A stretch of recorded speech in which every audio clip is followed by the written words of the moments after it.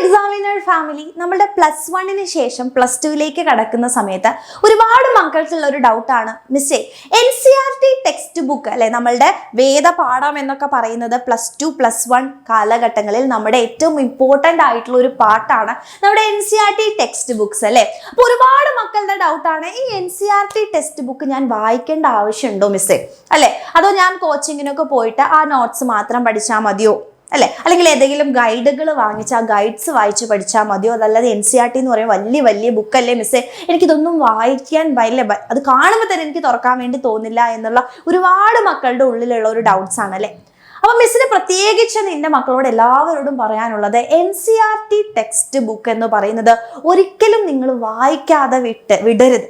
പക്ഷേ എല്ലാ സബ്ജക്ട്സിനും ഇത് കംപ്ലീറ്റ് ആയിട്ട് വായിക്കുകയും വേണ്ട ആവശ്യമില്ല.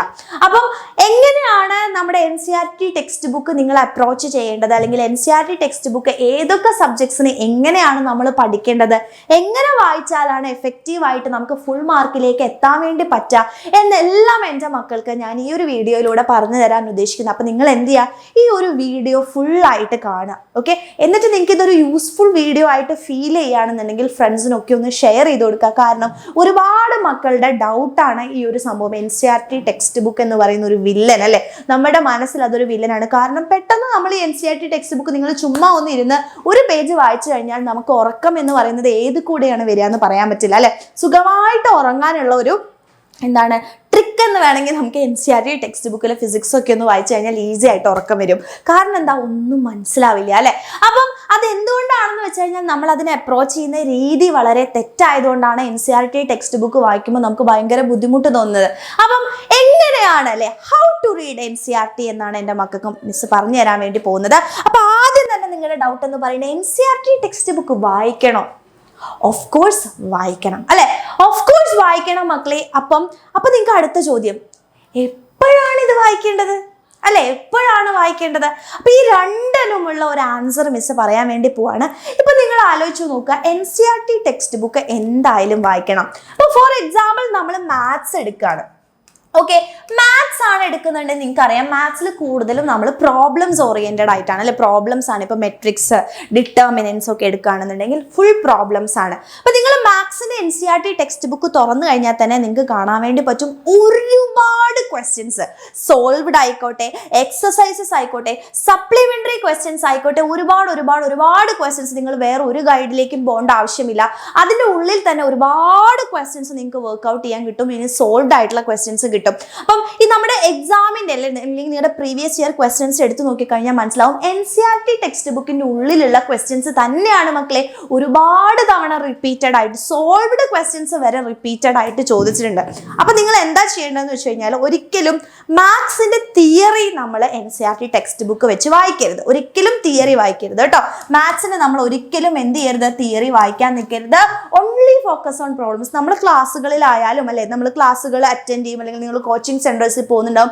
അപ്പൊ നല്ലപോലെ കോൺസെപ്റ്റ് മനസ്സിലാക്കിയതിന് ശേഷം ഒരുപാട് ക്വസ്റ്റ്യൻസ് ആണ് നമുക്ക് ചെയ്യേണ്ടത് അല്ലെ. അപ്പൊ അതിനുവേണ്ടി നിങ്ങൾ എന്ത് ചെയ്യുക, NCERT ടെക്സ്റ്റ് ബുക്കിനെ അപ്രോച്ച് ചെയ്യാന്നാണ് മിസ് പറയുന്നത്. അല്ലാതെ ഒരിക്കലും നിങ്ങൾ തിയറി വായിച്ചുകൊണ്ട് NCERTയിലെ തിയറി ടെക്സ്റ്റ് ബുക്ക് വായിച്ചുകൊണ്ട് തിയറി പഠിക്കാൻ നിൽക്കരുത്, മാത്സിന്റെ കേസിൽ പറയുമ്പോൾ. ഓക്കെ ആണല്ലോ.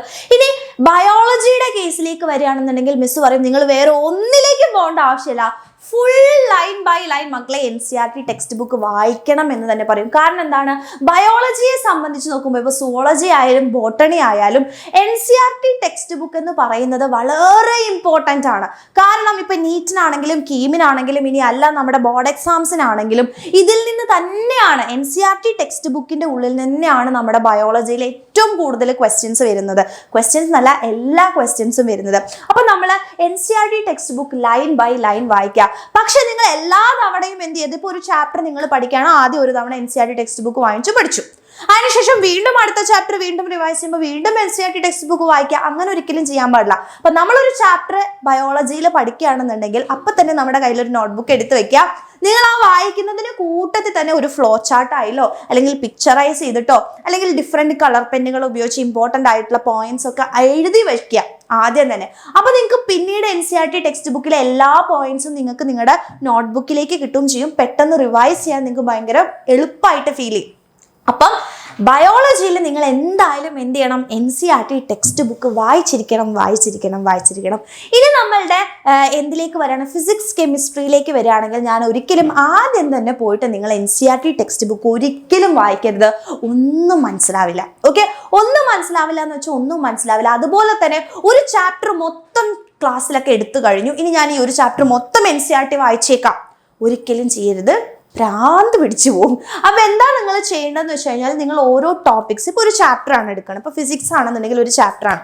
അപ്പോൾ ചാപ്റ്റർ എടുക്കുകയാണെന്നുണ്ടെങ്കിൽ നമുക്കറിയാം ടോപ്പിക് വൈസ് ആണ്. ഒരുപാട് ഡെറിവേഷൻസും കാര്യങ്ങളൊക്കെ ഉള്ളതാണ് അല്ലേ. അപ്പോൾ ഈ ഡെറിവേഷൻസ് ഒക്കെ നിങ്ങൾക്ക് ഏറ്റവും ഈസി ആയിട്ട് അവൈലബിൾ ആയിട്ടുണ്ടാവും നിങ്ങളുടെ കോച്ചിങ് സെന്റേഴ്സിൽ അല്ലേ. ഇപ്പോൾ നമ്മുടെ ഉയരെ ബാച്ച് ആണെങ്കിൽ നിങ്ങൾക്ക് ഡെറിവേഷൻസും കാര്യങ്ങളൊക്കെ നല്ല പോലെ പറഞ്ഞിട്ട്, അപ്പോൾ അത് ഫോളോ ചെയ്യാം.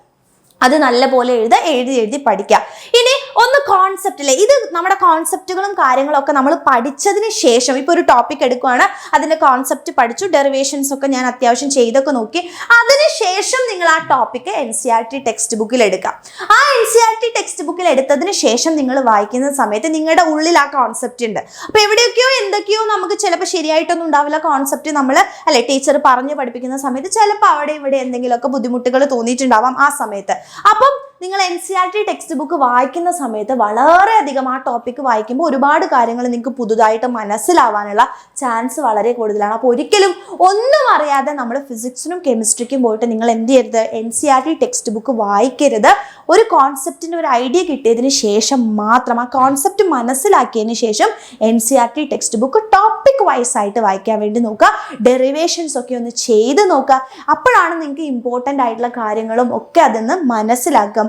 അതുപോലെ തന്നെ നിങ്ങൾ എപ്പോഴും ഒരു നോട്ട്, NCERT ടെക്സ്റ്റ് ബുക്ക് ഇപ്പോൾ വായിക്കുന്ന സമയത്ത് നിങ്ങൾ ഓരോ സബ്ജക്ട്സിനും നോട്ട് ഉണ്ടാക്കി വയ്ക്കുക, കൃത്യമായിട്ടുണ്ടാക്കുക. പിന്നീട് നമുക്ക് റിവൈസ് ചെയ്യുമ്പോൾ അത് എൻ്റെ മക്കൾക്ക് വളരെയധികം ഉപകാരം ഉണ്ടാവും കേട്ടോ. അപ്പം അതുകൊണ്ട് നല്ല പോലെ മനസ്സിലാക്കുക. അല്ലാതെ NCERT ടെക്സ്റ്റ് ബുക്ക് ഞാൻ ഒറ്റയ്ക്ക് വായിച്ചുകൊണ്ട് എനിക്ക് ഫുൾ മാർക്കിലേക്ക് എത്തുന്നവരുണ്ടാവും. അത് ഓരോരുത്തരുടെ കാലിബർ അനുസരിച്ചായിരിക്കും ഉണ്ടാവുക. പക്ഷെ അത് ടൈം വേസ്റ്റേജ് ആണെന്നാണ് മിസ്സിന് തോന്നിയിട്ടുള്ളത്.